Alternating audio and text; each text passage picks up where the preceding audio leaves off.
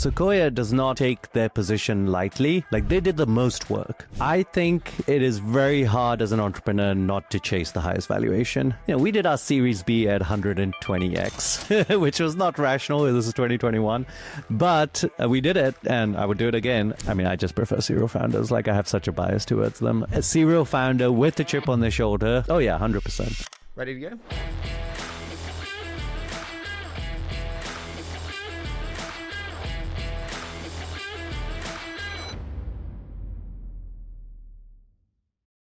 Immad, dude, I was probably very young when you were last on the show, definitely 5 or 6 years ago. I've missed you, but thank you for joining me again today. Yeah, excited to be here. I'm always listening to the show, so it's fun to be on the other side every now and then. Oh, dude, that is very, very kind. Listen, I want to start with some news that you have. I'm thrilled that you said you'd share it with us. So what is the news that you have for us today? Yeah, I finally closed on my first institutional fund. We raised $26 million. I'm partnering with kind of a friend of mine. Actually, he invested in Mercury 7 years ago. His name's Yash Doshi. He was at EQT Ventures. And then in the last year, I've been doing angel investing actually since 2016. So I've done about 350 investments. And I've been working with him for the last year, and I was like, hey, I just need to bring him on full time and kind of do this a little more properly. I've so far been investing mostly on AngelList. So I had an AngelList rolling fund. So yeah, just closed it, I think last week or the week before, and already have invested in 5 or 6 companies. Dude, I want to kind of take this chronologically before we dive into the fund. You mentioned the 350 angel investments you made. Yeah. Unbelievable angel portfolio. What are the biggest lessons that you have from 350 angel investments? Yeah, number one, I think this is kind of something that entrepreneurs that have been, especially if you're active entrepreneur, but once you become an investor, you think you're used to running a company, used to having your ideas. And what you do at the start is you're like, okay, yes, you're talking about something really interesting, but here's another idea that I think is way better. And then the other entrepreneur, especially if they're young, they're like, yeah, I love this. Yeah. Immad, like, please invest. We love what your idea is. And then you invest, and obviously like that's not their idea. And, it's not even fair to push an idea on other people, but you really have to actually remove your ego and your ideas and really listen to what they want to do. And, you're much more along for their journey rather than like a major part. And actually, when I first started investing, so I sold my company in 2016, and I was like, hey, maybe I want to be a VC, right? And I started investing, and that's kind of what was my approach. I was like, oh, I'll be really hands-on, I'll be really helpful. And then I realized actually Rappi was one of my first investments. Rappi is like a DoorDash for LATAM. Yeah, I literally invested and they did not talk to me again. Like they were just so busy, and they grew that thing like crazy, and it was a unicorn within a year and a half. I invested at like a 20 million cap. I was like, okay, what is the point of being an investor if like my best investments don't even talk to me? And that's what I want, right? As in terms of like a capital returner, like if someone like I invested, they just do their thing and they return, I have a big return. That's great.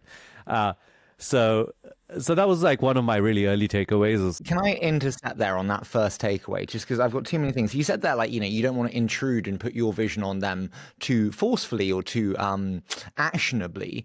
I would see it as a big red flag if I put my views across and they're like, oh, that's a good idea, that's a better idea, and they run with it. I want someone to say, no, you're wrong, and here's 3 reasons why. Do you agree that if they listen too much, it's almost a red flag? So this is actually another mistake I made. I think sometimes we, if you're a second-time entrepreneur and you have experience, when you talk to an investor, you're like, yeah, what the fuck are you talking about? Like, this is obviously wrong for these reasons. But there's a lot of young entrepreneurs out there that have great ideas, right? Like, I was young once, obviously, but I've actually like not invested in companies because I was like, okay, these people are not pushing back on me, and they're not coming up with like a ton of experience and ideas, and actually. Yeah, they were just young entrepreneurs, and they were often, as young entrepreneurs, you're intimidated by investors. So I think you have to kind of judge people by what their life situation is and like, how they are approaching the situation. And you do have to kind of cut some slack to kind of people who are new to their career rather than saying like, oh, they didn't push back on me and they should have, etc. You said about Rappi, brilliant, fast-growing company to a unicorn status, and they didn't call you. It makes me think of Keith Raboy, who's like, the best founders, they don't need you.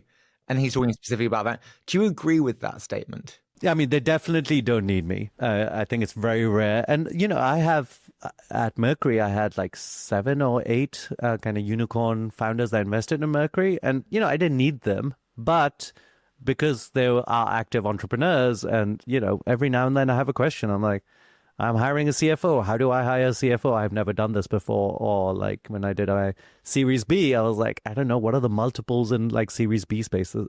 And like, tell me about it. So I did contact them. So, this is kind of how I see my role as an investor. It's like, you don't need me, but I'm an active entrepreneur. I've got a big company. I've dealt with a lot of issues. If something comes up, send me a text. Now, if I have time, I'll talk to you. So that's kind of the balance to it. Do you buy venture value add from venture platforms? The BD teams, the hiring teams, all the teams that come. I think they're bluntly an excuse for management fees. I think depends what type of company. I mean, I would say, Andreessen Horowitz was our seed investor. So they invested like basically on a deck for Mercury. And a lot of their kind of value add wasn't super useful. But at the end of the day, I think the two most valuable things from like one of these or any VC firm is, who's the partner, right? Like, is this someone that every conversation you have, I've been talking to Alex Rampell, as our partner over at Andreessen Horowitz. I've been talking to him since 2017, like once a month-ish, right? So imagine doing that with someone who's not value add or like annoying to talk to. Whereas, he's smart. I love hearing his take on things and riffing off ideas of him. So those are the types of people you want as investors. And I think that is by far the biggest thing you're choosing as an entrepreneur. And then the second thing, which I think is like understood by people, is you do get like a founder network with the portfolio companies of that VC firm. Like there's Andreessen Horowitz, and I guess now Sequoia. I actually was just at a founder networking event with some Sequoia companies. Like these people have valuable networks, and the best VC firms do make situations where like founders can connect with each other. And I've always found that valuable.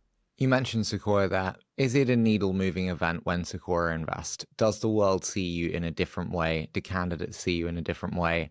Is it that needle moving event? I've been an entrepreneur since 2006, and like Sequoia has always been like the top brand, right? And I've always wanted to get Sequoia as an investor on a personal level. So, finally, and I pitched them many, many times and got a no from them, both for this company and my previous company. So for me, it was a needle moving event because it was just like something I've always wanted to get. And they invested in our Series C. And how did that C go down with them? Like, did you have to go into the partnership and present to everyone, and Roloff sat there at the kind of head of the table and... Yeah.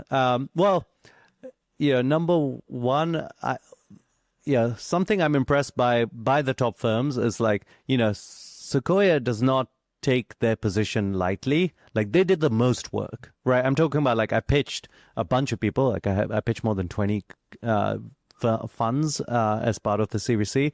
Sequoia did the most work, right? So like they did the most diligence with customers. They did the most work in the data room. Like they just like really put their effort into it. And like, I think, and they asked really good questions, and I like that. Like I don't want someone to make this decision lightly. I don't want to get a term sheet just because like someone's like FOMOing. Like I want them to really believe in Mercury and feel like they've done their diligence before they make that decision. So number two, I had a conversation kind of later. So Sonia is our kind of partner at Sequoia, and she said actually like she had conviction in that first meeting. She said 95% she was in after like that initial meeting, which I was like, okay, because they did so much work after that meeting. So that was like actually kind of surprising to me that they got so much conviction just in the first meeting.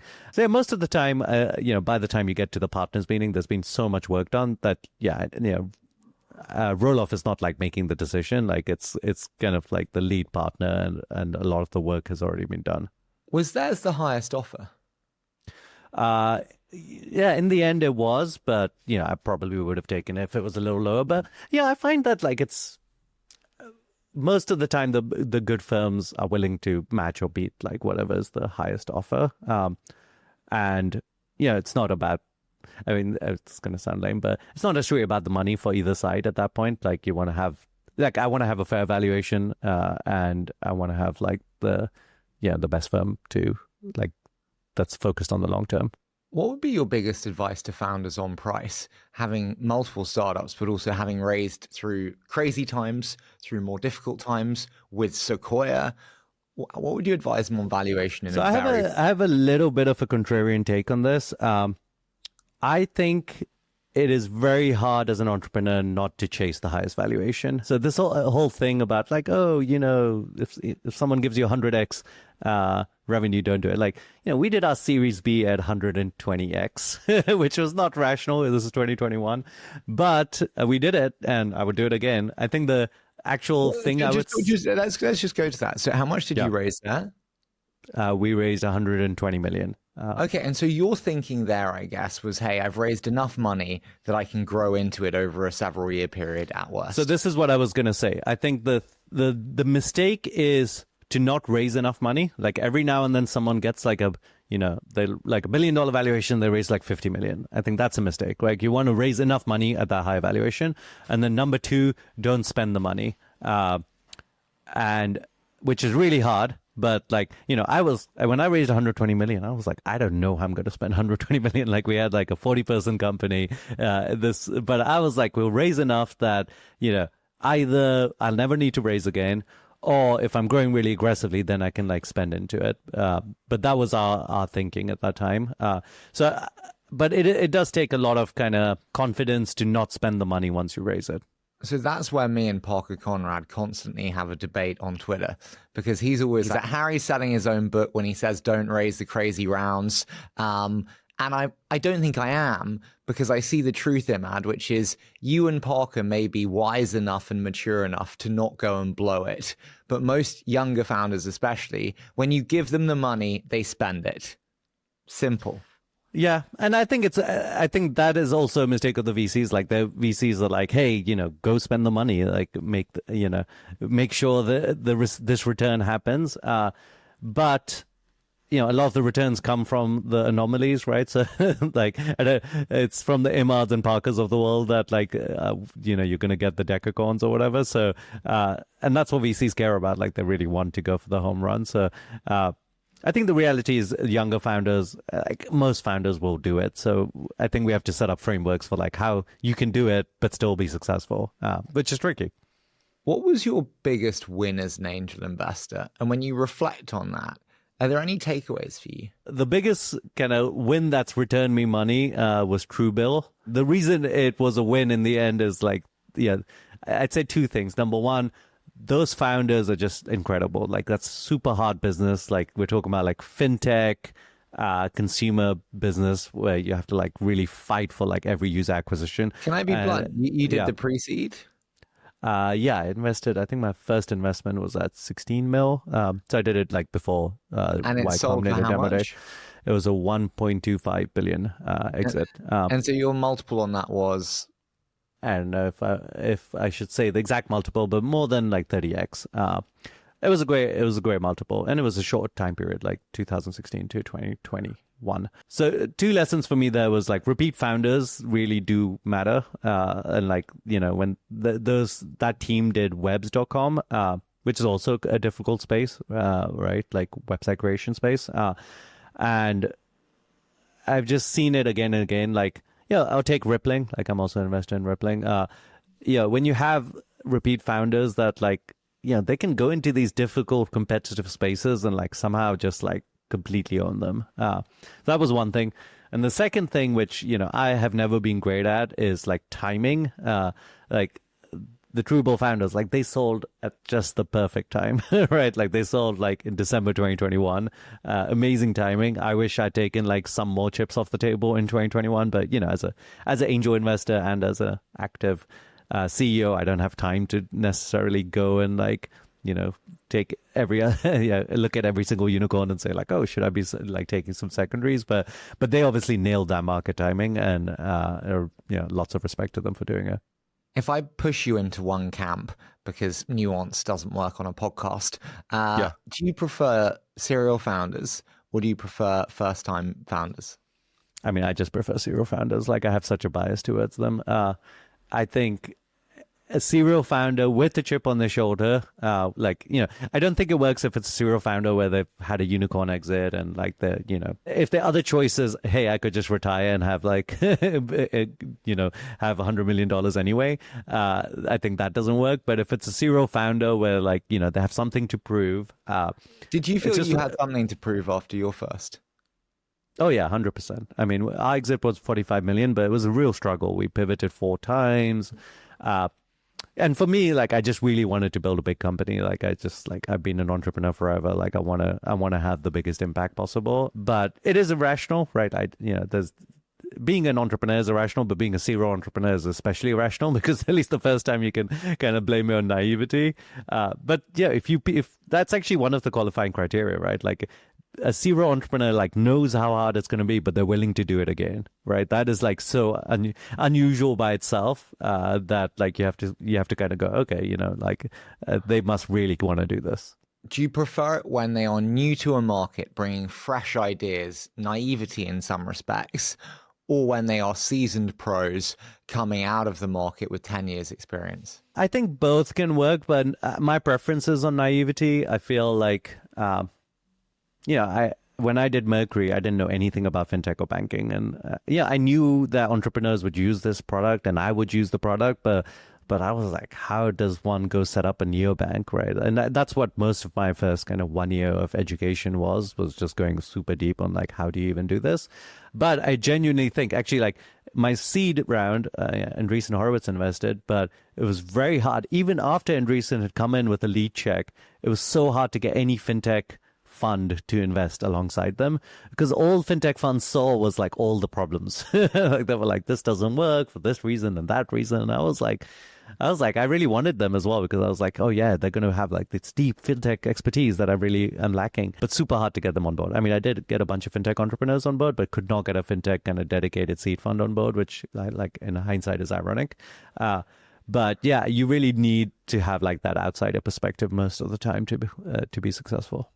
That's a miss for many of those investors. When you reflect on your angel misses, what's the biggest miss for you? And how did that impact how you think about investing?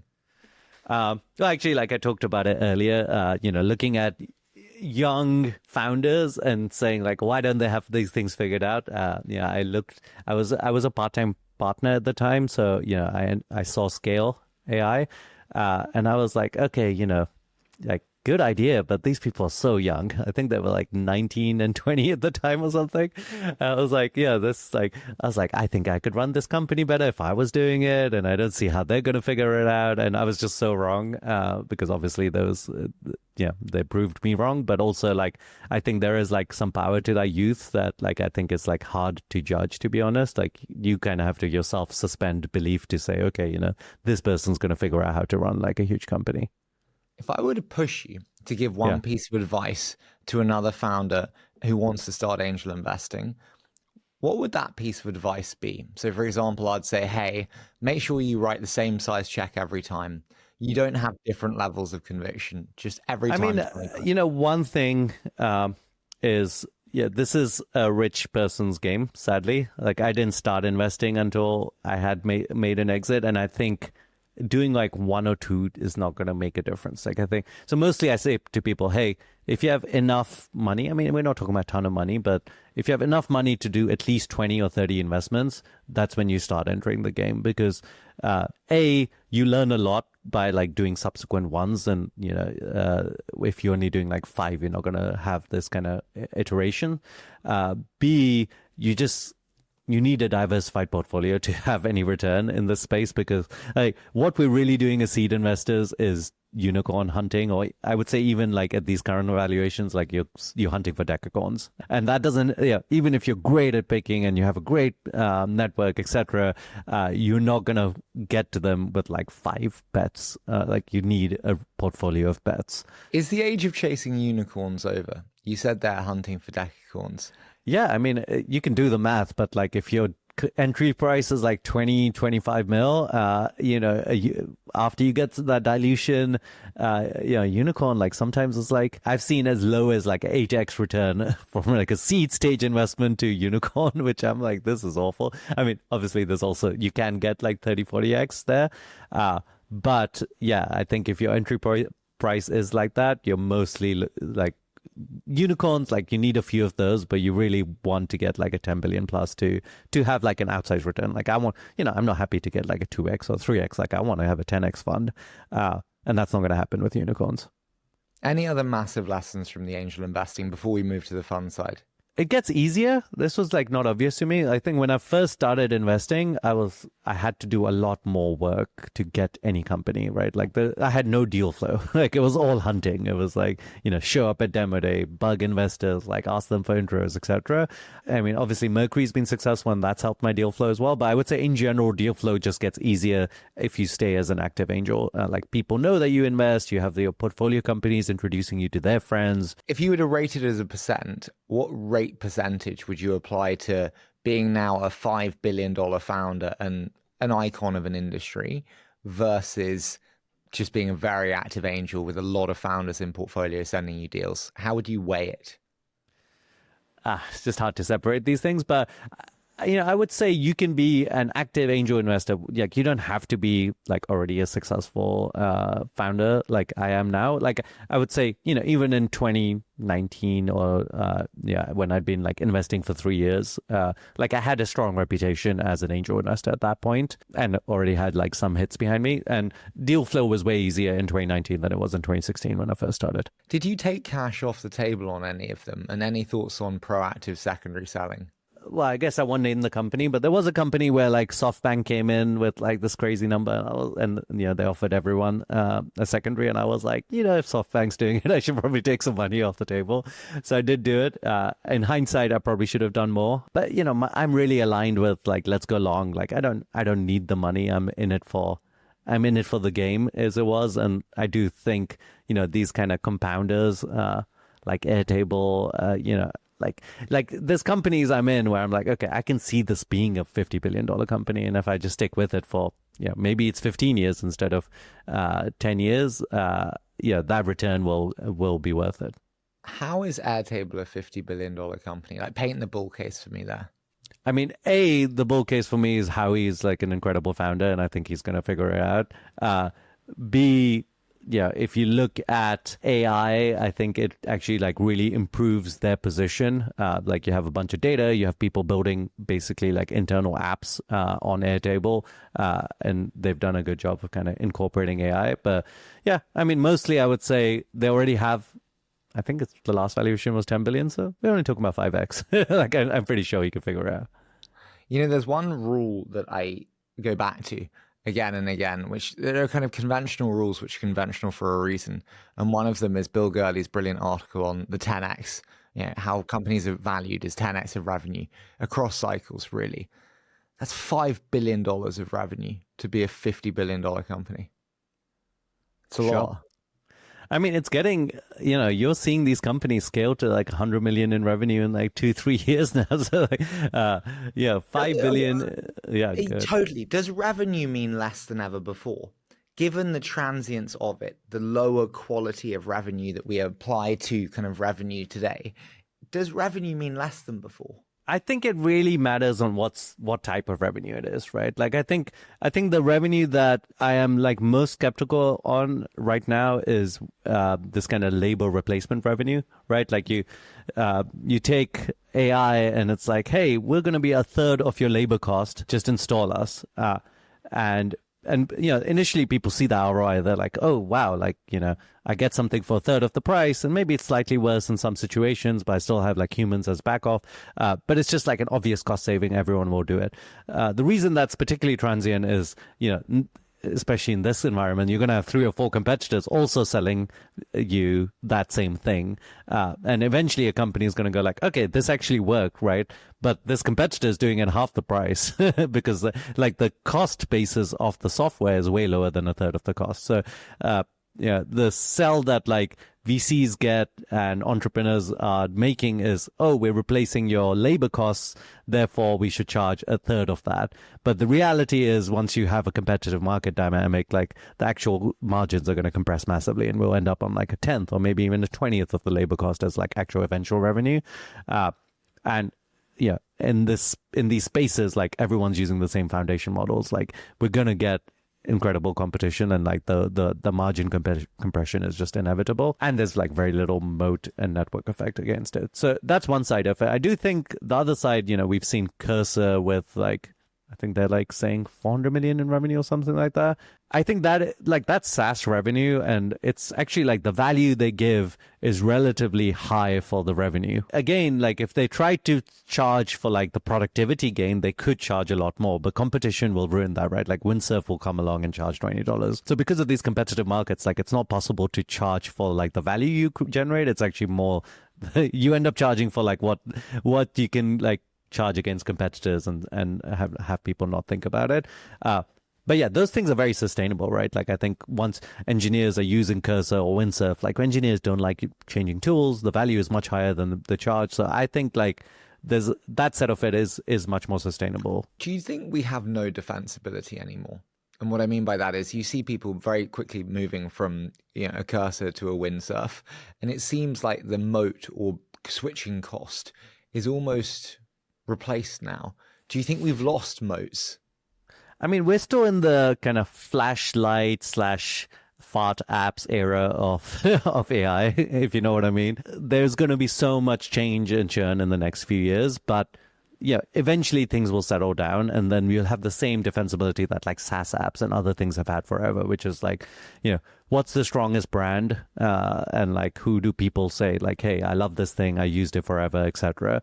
And that brand is going to be able to continue investing more and more in the product because they've consolidated a market position, and they can like keep improving the product, and they'll become multi-product. And now you're getting like 2 or 3 things from the same place, and that's sticky in its own way, and they built up the enterprise connections, etc. We're just in this place right now where like no one knows anything, everyone's trying to try everything, but I don't see why like the same things that like allowed people to create like big companies like HubSpot and Salesforce, etc. I think most of those things will exist with the modern AI stuff. We're just in this like moment of like extreme change. What do your team use engineering wise internally? Is it Windsurf? Is it Cursor?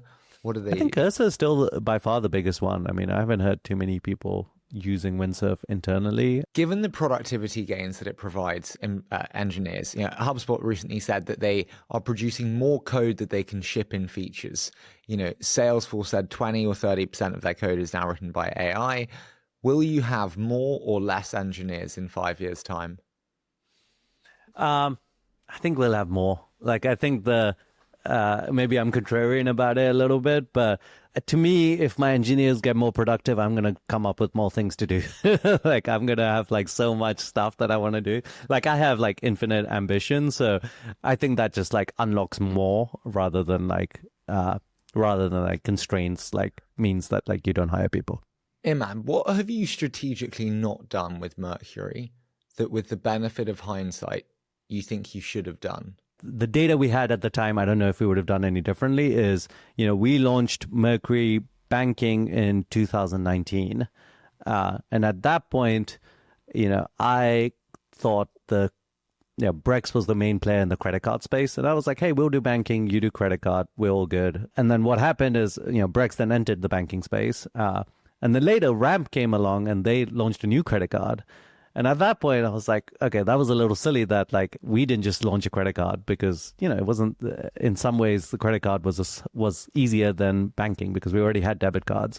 So we didn't end up launching our credit card until 2022 because I was like, let's just focus on banking and let's go really deep here.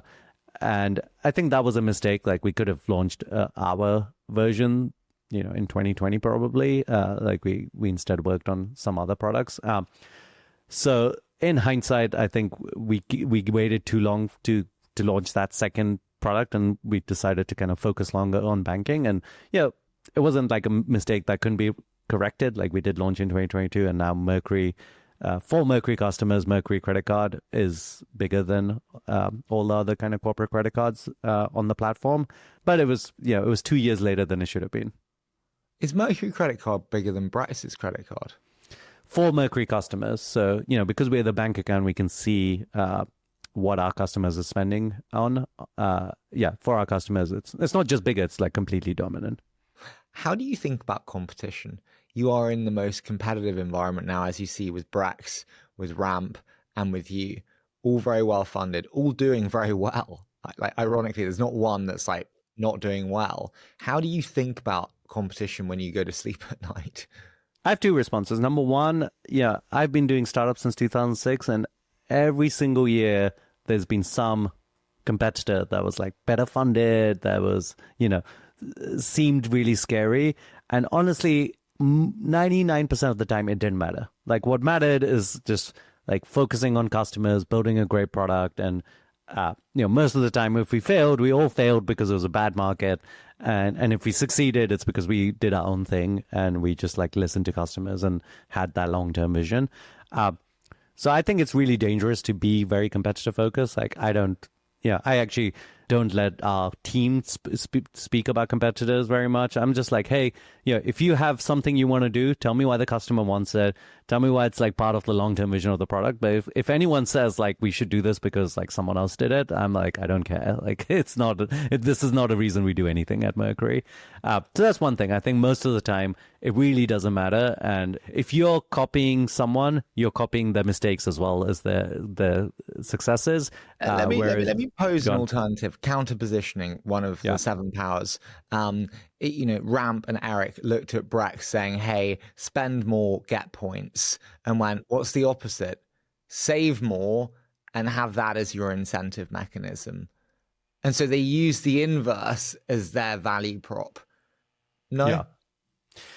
Yeah. Maybe that worked for Eric and good on him. That just doesn't resonate with me. Like I approached this market and said, hey, I want to be your first bank account. And, no one else has actually approached it like that, as like, we want to be at inception with you. And, we have 200,000 plus customers. Our scale is much bigger than Brex or Ramp, but not because like they're doing something bad. They're just in a different business, right? They have bigger companies. They do more enterprise stuff, whereas we're much more at inception stage. Go ahead. You're going to hate this question, so forgive me for it.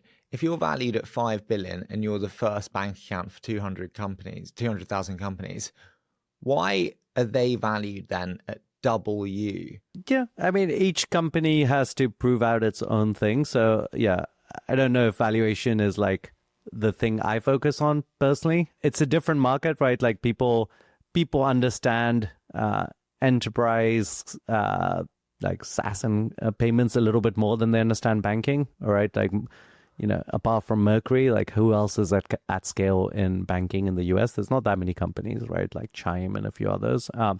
So it's a different market. It's just valued differently. My question to you, my friend, is the angel investing is going so well. Amazing track, 350. And then we're like, you know what? We're going to do a fund. Why is that?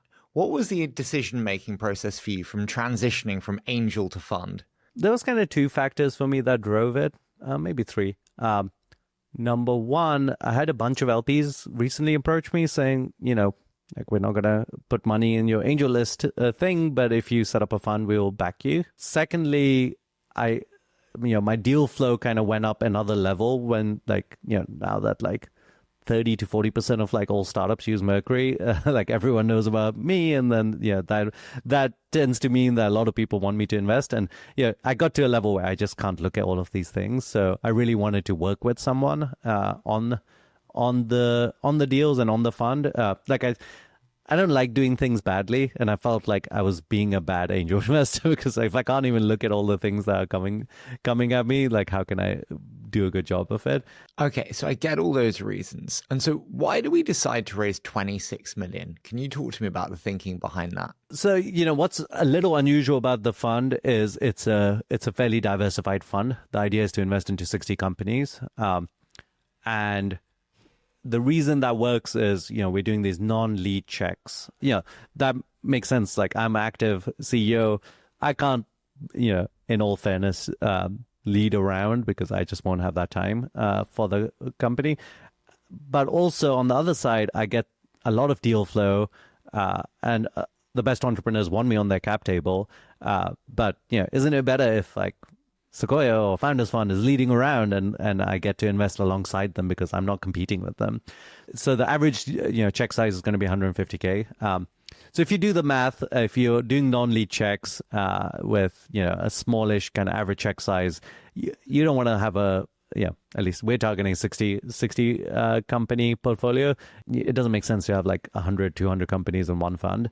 Wow. So then you can kind of... I'm just diving in. So 60 times 150, we're putting 9 million out the door in initial checks. Yeah. I mean, there's going to be a few other, like the strategy also involves like some kind of initial conviction checks. Like if I know someone for years and I could put like $1 million into their seed round. So do we do reserves? There'll be some of us. Yes. So reserves, but I want to be kind of more selective about it. I've never believed in this, like every company gets a pro rata check because that's just what I do. I'd much rather go like, yeah. Can I be so rude as to advise you? Don't have a reserve strategy. You have access to great later stage capital that would happily do SPVs. For your personal finance, I would suggest you do a spray and pray with as large a check as you can get into these rounds. I think 150 to 200 is probably there. But then just do SPVs in the best with a deal by deal carry. I find that SPVs, like entrepreneurs don't like SPVs. And I think it's like entrepreneurs don't care if it's from someone they like and respect and it's done in a timely manner. If it's imagine you being a founder, yeah, and one of your friends is like, "Hey, dude, I want to work with you. It really means a lot to me. I'm really bought in because it's a deal by deal. Do you mind?" You'd be like, "No, sure." Yeah, maybe. The other issue I've had with SPVs is like normally they're FOMO SPVs, where it's like, oh yeah, some lead check comes in and you're like, okay, give me an allocation, let me go do this SPV. I don't like that game. Like I want to do these reserves when I'm like, hey, I invest in the seed stage, I look at their progress and like, within 6 months whether that company is going to kill it, right? Like at least that's been my experience. Do you think you do? Because I tweeted the other day the opposite. I was in Clubhouse, Be Real, Hop In.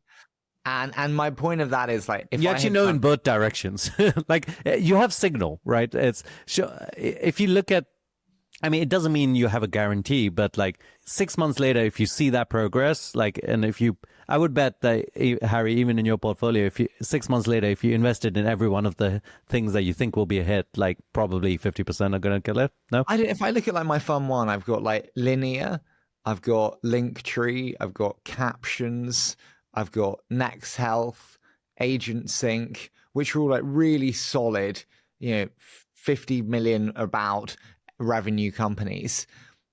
I would say they were all pretty slow burns, actually. Okay. Like they weren't that obvious. Maybe it's because they're enterprise. Yeah, maybe.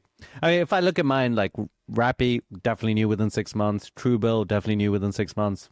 Rippling was just hard to get into, but like it was pretty freaking obvious.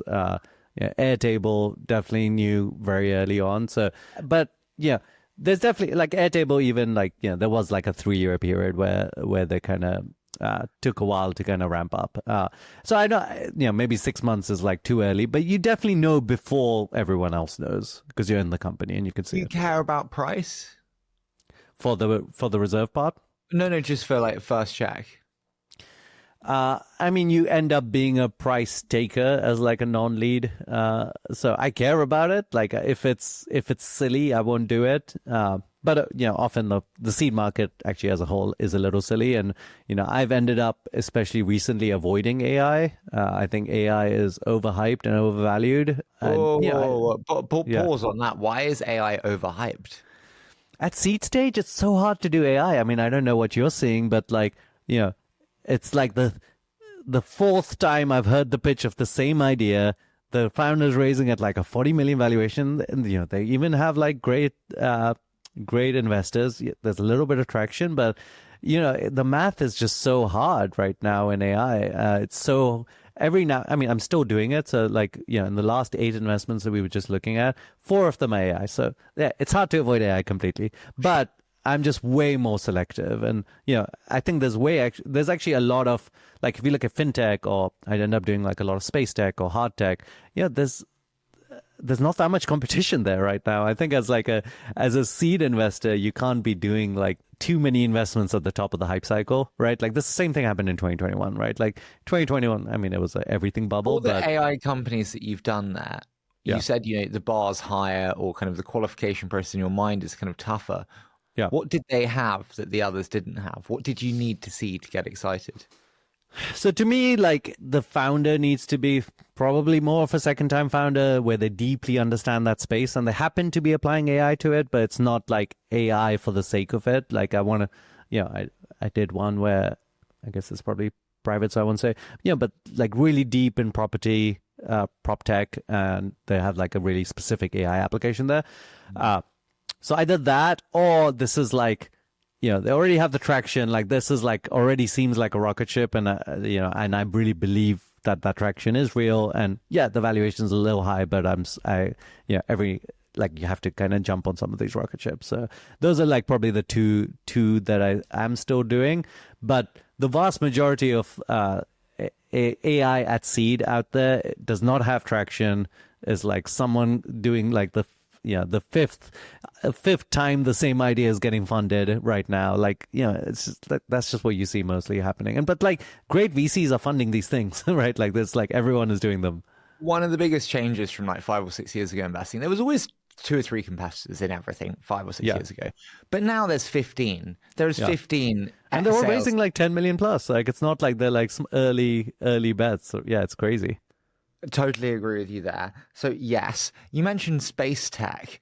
Dude, you're literally having to go to another planet to find the deal. I mean, literally. And I know nothing about space tech. No offense. Do you know much about space? I feel like the team... Can you help me, actually? Just fuck it, help me. How I think about it is when I enter a new space that I don't know that much about, I will make a couple of investments and I'll try to learn from them. So I made my first space investment, I think 2016 or 17. It was Momentous Space. They ended up doing a SPAC that didn't work out. But when you make a few investments and to make 1 or 2 investments, you end up speaking to maybe 10 people, right? So, and these people tend to be like, they're at the edge of their space. It's like people from SpaceX and Blue Origin. So you end up like learning quickly about like, okay, what are the markets? And the thing about space that, maybe is unobvious is like, it's no longer that hard to get into space, right? Like SpaceX is very repeatable. Like these people are not doing space. Well, they are doing difficult hardware things, but they're not doing scientifically impossible things, right? They're literally saying like, hey, I'm going to put a computer in like in a satellite. I'm going to put it on space. So it is tricky though. Like there's 3, I don't know how deep you want to go in space tech here, but there's like basically 3 existing markets in space tech. There's rockets, right? Like getting things up and down, which obviously SpaceX dominates. There's taking pictures from space, and that's actually like pretty big market, like $40 billion market. And then there's communication, which like obviously Starlink and other people are doing. Those are the 3 markets. There's almost no other market in space right now. And I have investments in, like I did Stoke Space, which is like doing reusable rockets. I did Albedo, which is like taking kind of very high resolution pictures from space. Are the rounds for these companies not mega? And if the rounds are mega, they're very high prices. Not at seed stage. I mean, at seed stage, these companies are like, I mean, they're like better than these AI SaaS companies at seed stage, because like they're like, you get there and like these are like, it's hard for them to raise big rounds like when they're just starting out, and then they have to prove some stuff out. Like, I can't remember the initial Stoke round, but it's probably like 20 million valuation. And, they had to prove out like a rocket test, and then they got like funding from the government, and now they've raised, I don't know how much they've raised, like more than 100 million. But you do have to take the time and be careful to understand it. I don't personally do bio because, I speak to someone and they're like, we've cured cancer. And I speak to the next person, and they're like, we've cured cancer. And I'm like, I don't know, you sound good. but I really think space is not like as hard, but I have like spent like years kind of trying to understand it. And it's 60 companies, Immad. You're a pretty busy guy. You run an amazing company already. When a founder takes a check from you, they do expect to be able to have you return their calls. How do you think about gating Immad and preventing a free-for-all? Honestly, I am so surprised how considerate people are. And I wish they would actually ask more for help. So normally I'm like, hey, here's my phone number. Just text me if anything comes up. Uh, and most of the time you can actually be pretty helpful in like a 10-minute conversation, and I can slot that in most times. So I would say I end up speaking to an entrepreneur maybe 3 or 4 times a week. But like, I think one thing that people don't understand about time is like, time is about energy, not time. Right? Like there are things that like drain your energy, and those are hard to do, and they like suck up time. And then there's things that are fun. Like I love talking to entrepreneurs and helping them out. So like it doesn't like I can do that. Like I'm literally like I'll go for a walk to like go get lunch, and I'll just like talk to an entrepreneur, and it's like so easy, and it's just like having a chat with a friend. So we've got 4 pillars in venture. We've got sourcing, we've got selecting, we've got securing, which is winning, and then we've got servicing. Yeah. Which do you think you're best at, and which do you think you're worst at, and why? I mean, I'm very good at winning right now. With the strategy we have of like non-lead checks, there's rounds also, that 150, you're flexible. When you're 500K, it's a pain. Yeah, then it's 150 harder, maybe. Is better. Yeah, I mean, I've done rounds recently where the round is fully done with like some hotshot VC, and then I still get my 150K in after the round is fully done. So winning is like definitely like easy right now. I would say the most fun is those kind of selecting side of things, in the sense that like, you have like these entrepreneurs that are like really teaching you the future. Like, I think it's just so fun to like talk to entrepreneurs and like go like, oh shit, I'd never thought about that. Like, that's super interesting. I did this company Etched, which does like ASIC chip for transformers. And it's like super interesting. That's my only ever semiconductor investment. I probably won't do another one, but you learn so much in just like a short conversation. You're like, oh wow, I had no idea it works like that. When we think about funding this, we have $26 million. How did the fundraise process go? Honestly, it was surprisingly easy, and I have a really good track record, and obviously that made it easier. What did you Joe's side of, man? Did you just like WhatsApp a load of mates and be like, hey, I'm doing a fund? No, I mean, I didn't want to have, even to get to 26 million, having a bunch of mates with like 250K each just takes forever. So yeah, we had like 3 kind of anchor LPs that are like more fund of funds. And actually the easiest ones are definitely like, Did you get Sendana? Yes. But yeah, the easiest ones are definitely like a mate that I'm like, hey, do you want to invest? And then they're like, they don't even look, you don't even have to pitch them. They're just like, hey, here's $1 million or whatever. But yeah, it was a quick process. I mean, actually the hard bit is like, getting the LPA done is ridiculous. Like, I don't know how you all do it. Like, it's like a multi-party negotiation for like these kind of esoteric terms. Like that took, there wasn't like any real staking point, but it just took like a month and a half to get it done, and I was like, this is a silly process. How long did the raise take? The actual like getting the core allocations done was probably basically like 3 weeks. Okay, 3 weeks. What's the biggest check? Not who, but just what is it? It's 7.5 million. 7.5 of 26. That's a lot. Shit. Yeah, it was good. I mean, it made it easier. What was the biggest surprise of fundraising for a fund? Maybe this is a little harsh. It's boring. It's very boring because you, like, obviously when you're pitching a company, you're saying the same story again and again. But like, you do learn something from the questions you get asked, and like you kind of do change the story over time. Like I feel like pitching a fund, like there's not much to learn in the process. It's very much like do a bunch of like very repetitive meetings. I don't know if that's surprising. I'm sure you know this, but yeah, it was like less fulfilling than I wanted it to be. Like I wanted to go like, oh yeah, I'm going to speak to some smart people and learn something. But I was like, okay, it's like I didn't feel like I really got that much out of it beyond like doing the process. What's the composition of the LPs? It's like fund of funds. How much percent is that? Like 50%? Yeah, fund of funds is like 60-ish%. And then a bunch of kind of entrepreneurs and GPs is like the bulk of the rest of it. Can I be really rude? Mm-hmm. I have a problem with founders that raise money from VCs, and that's your responsibility to build a company. And then you raise money from other LPs where you have another responsibility to optimize the value of a portfolio. I view them at odds. When I raise money from someone that deserves my time, and then I'm like being pulled away with another responsibility. Why am I wrong to think it's wrong for founders to raise external money for funds? And you think it's different when it's like an angel list rolling fund, or you're saying same criteria? I'm kind of saying the same thing. If you're raising I think that's fair. Angel money is totally different. It's your money. Do what you want with it. Cool. But raising additional money from additional different LPs. Yeah. I think, if you're very transparent about it, like this has always been part of the story. I've said, like, I'm a successful CEO and this is what you're getting. Like, and that, Mercury is my main job. So I think that's one thing. B, like, does it work for both sides? So, I have always done that. Like, even before I started Mercury, I was an active investor with other people's money. And then during it, I was. And I would say part of Mercury's success has been my connection with early stage founders. Actually, like from the first 30 kind of alpha customers of Mercury, I think 100% of them were like companies I'd invested in. So like it's always been a core part of like building Mercury, has been my investor journey alongside it. And I do think like, and I talked to my co-founders about it. I was like, hey, I do this, like, do you mind? And they were like, no, like this is part of what makes Mercury successful. So that's one side of it. And then on the other side, I do think Mercury's success, gives me access to that deal flow, gives me the ability to win.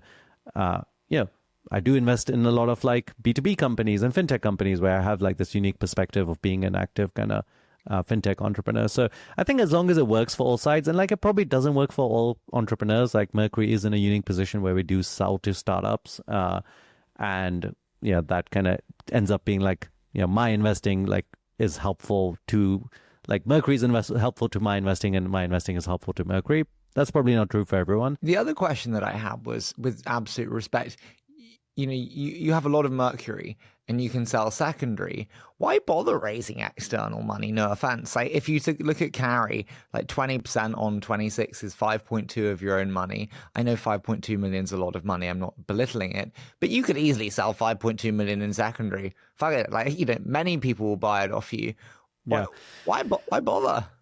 Yeah, I mean, I think it's fun to build institutions, right? Like, I'm working with Yash on this fund. I think it can be bigger than just me and just a few angel investments. What do you want it to be? I don't know exactly. Like, this is the first fund, so I'm not coming at it like, I'm coming at this like, oh, let's explore it. But I want to be helpful to entrepreneurs, and I think I can be helpful to entrepreneurs, and I can scale that.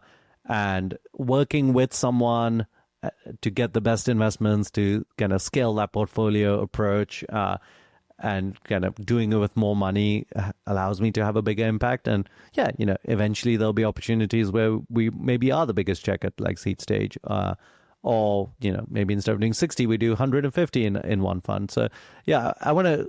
Or like maybe we incubate ideas. I mean, I have a lot of ideas, so everything's on the table. But at the same time, it's the first fund, and I'm definitely approaching it with like an open mind. Can I ask you? I think seed is very, very hard today because the multi-stage fund product is so efficient. They are so good, fast, and their cost of capital is so different to a pure play seed funds, which is like me and you, much smaller funds. Do you agree that multi-stage funds have made seed very difficult with such efficient seed products?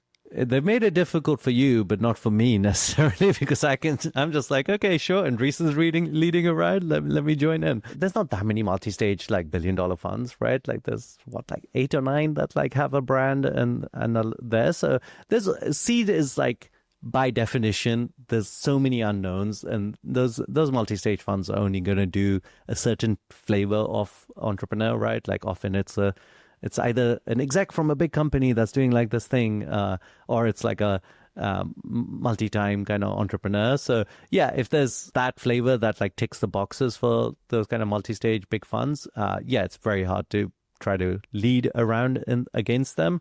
But there's entrepreneurs come in all flavors, and I don't think like these first-time entrepreneurs that are like hungry and don't know a space but like figure stuff out, like those, the multi-stage funds like have a much harder time with those. How do you expect venture to change in the next 5 to 10 years? I mean, it seems inevitable that a few of these multi-stage funds will IPO and be public companies, right? Like we heard some stuff about GC doing it. Yeah, I think that's just going to happen. And actually think more and more money is going to come to this space, which, like, ironically, I think we as investors are like, oh, be better if there's less competition and less money. But I think the big change is, right, like, these companies are huge now, right? We have $1 trillion companies, right? When I started investing, a $100 billion company was huge. So the end results are so big that people want to put more money in the space. And yeah, I know we're in a current liquidity glut, but I think that will work out through the system. So yeah, probably bigger multi-stage funds and more, and they're public. I think the bit that's probably hard is, there's this kind of idea of like the barbell kind of stuff, right? The like people like me that are investing kind of smaller checks, like, we'll do fine, and the multi-stage ones will do fine. I don't know what happens in the middle. I think the middle will have more of an issue. I think you do suffer because you pay higher prices. Yeah, that's true. That definitely impacts your returns with the multi-stage seed product. I would say you mentioned there the liquidity glut.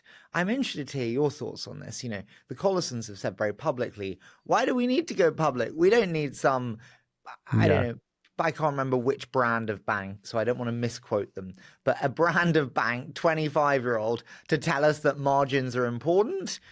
And the question is, why would anyone go public today? I think about it as well. And yeah, I want Mercury to be like a legacy long-term company. So being public is inevitable.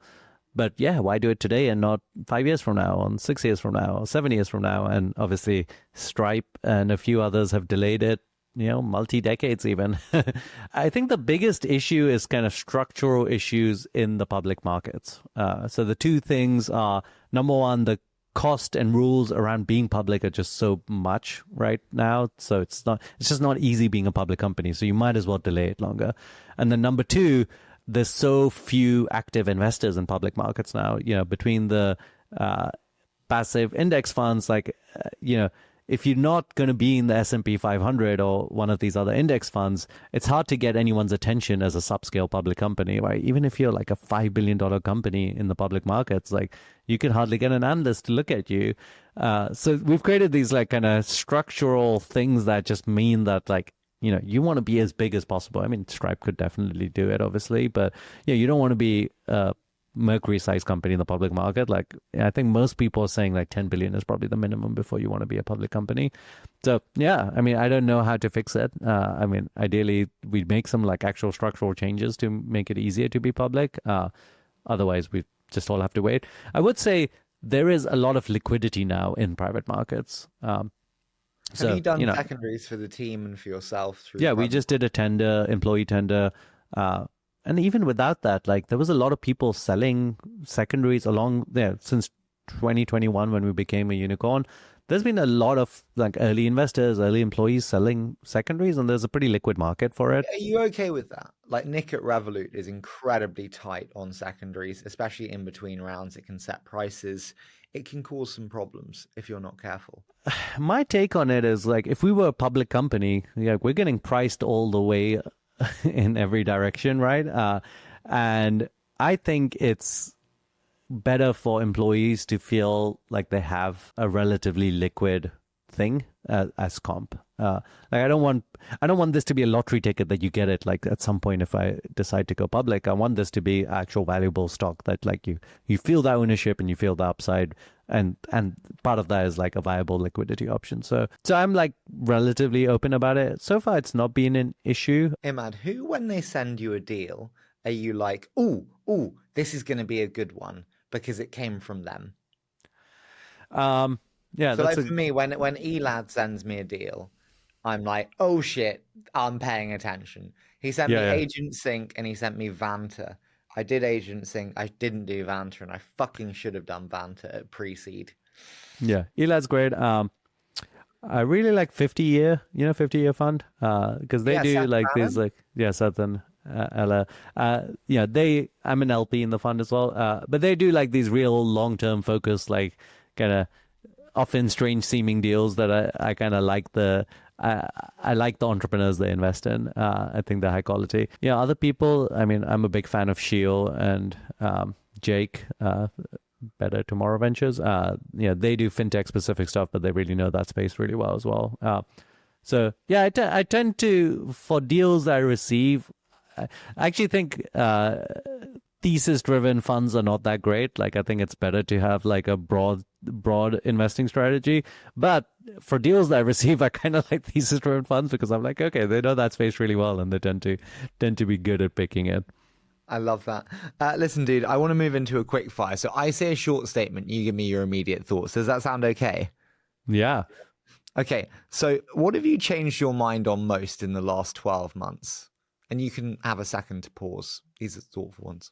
I don't know if I've quite changed my mind all the way on this, but I would say 12 months ago, I was very skeptical we're going to get to kind of advanced super intelligence.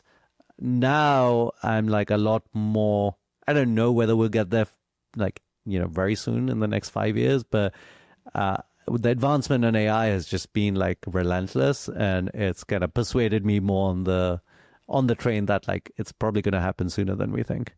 What is your favorite AI tool? I use ChatGPT for everything. Like actually, I was just doing a presentation yesterday, and I basically like just talked to ChatGPT for like 30 minutes, like about the presentation, and I was like, oh, well, like this and that, and it's just like basically like at the end I was like, okay, can you write that all in like a slide format, and it just did it for me, and I was like, okay, that's pretty freaking cool. What do you know now that you wish you'd known when you started? Yeah, one thing that has been really powerful at Mercury, and I tell every entrepreneur to do this, is like first thing when there's like 3 or 4 people, write down what is your company culture. And we wrote down like 6 attributes, and these things have to be like things that have some trade-offs to them, like and you're going to go like the hardest one is we look for humble people, and often especially like really successful people aren't very humble, and you have to kind of make that trade-off. You're like, oh, this is like a successful exec and they seem great, but like they just have a massive ego, and we never hire those people.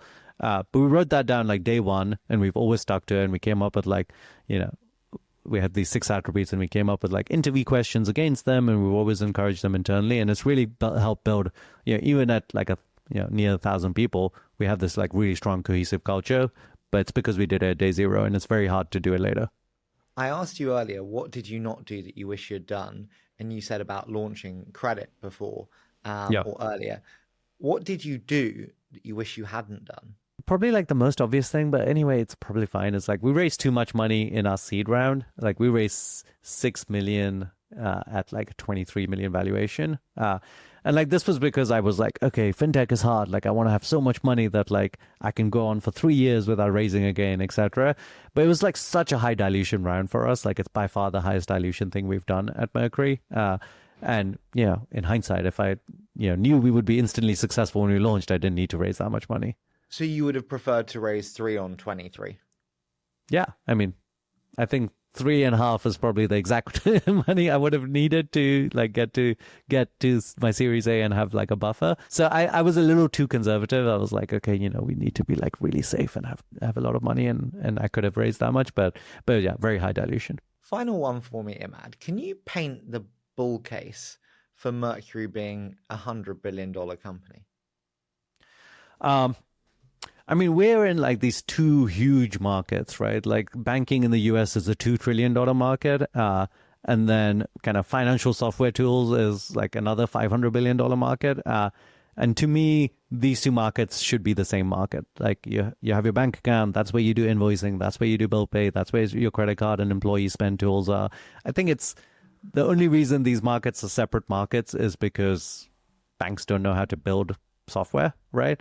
So I think in 10 years' time, it'll be obvious that like, oh yeah, your bank is really powerful and it can do all of these things and it's all fully integrated. So yeah, that's just a freaking huge opportunity. And that's just the US, right? Like there's a global opportunity around it. There's like lots of different types of businesses, lots of consumer kind of financial stuff as well. So yeah, I think this opportunity is like so ridiculously huge. That's why, like, when you're like, oh, it's so competitive, I'm like, I don't know. I mean, like for how big this opportunity is, I'm always like, this seems very uncompetitive, right? If you think about like all the B2B SaaS companies out there, there's like thousands, and that market is smaller than this market.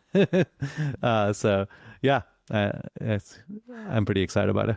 Immad, listen, I'm so excited for the new fund. I hope that we can do some deals together. I'm less of a space investor. And so if you do some on this planet, I might be more game. But I'd love to do some together. And thank you so much for doing this with me, man. Yeah, thanks for having me, Harry. This was fun.